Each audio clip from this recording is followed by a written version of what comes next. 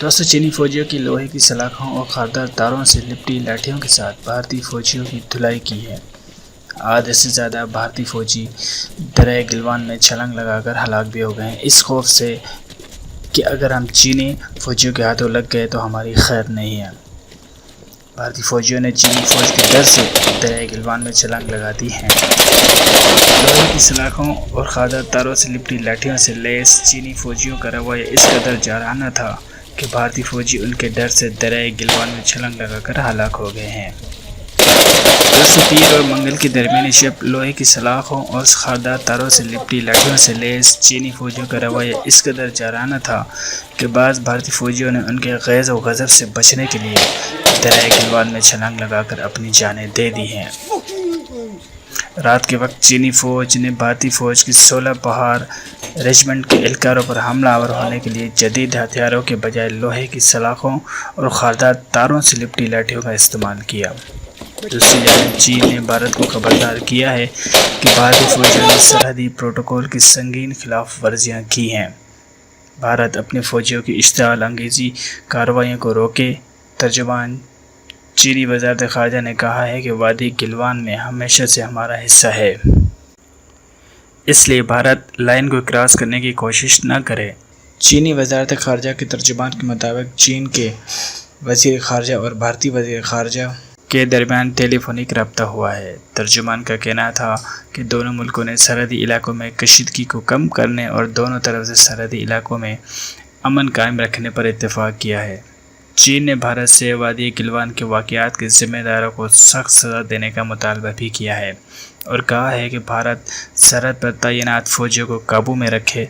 دوسری جانب چینی پیپلز لبریشن آرمی نے میزائلوں کے تجربے اور فوجی مشقیں شروع کر دی ہیں، جبکہ مزید فوجی دستے بھی بھارتی سرحد کی جانب روانہ ہو گئے ہیں۔ بھارت اور چین کے لداخ میں بڑھتے ہوئے تناؤ کی وجہ سے دونوں ممالک کی فوجیں ہائی الرٹ ہیں، جبکہ چین نے بھارتی جنگی سامان بھی بھارتی سرحد کی جانب بھیج دیا ہے۔ چینی فوج نے اپنے میزائلوں کے تجربے بھی کیے ہیں اور فوجی مشقیں بھی جاری ہیں۔ دوسری طرف بھارت نے چین کو جوہری ہتھیاروں کے استعمال کی دھمکی دے دی ہے۔ مودی سرکار براہ راست دھمکیاں دینے کے بجائے بالواسطہ طور پر چین کو ٹیکٹیکل ہتھیاروں کے استعمال کی دھمکی دے رہی ہے۔ چین نے بھی واضح کر دیا ہے کہ اگر اب کوئی غلط حرکت کی تو جواب پہلے سے بھی زیادہ سخت ہوگا۔ دوستو، بھارت نے چین سے مار کھانے کے بعد بھی سبق نہیں سیکھا ہے۔ بھارت کی جانب سے چین کے ہاتھوں بدترین مار کھانے کے بعد دھمکیاں دینے کا سلسلہ جاری ہے۔ مودی سرکار چین کو براہ راست کچھ کہنے کی ہمت نہیں ہے، اس لیے بالواسطہ طور پر چین کو سنگین دھمکیاں دی جا رہی ہیں۔ بھارت چین کو جوہری ہتھیاروں کے استعمال کی دھمکیاں دے رہا ہے۔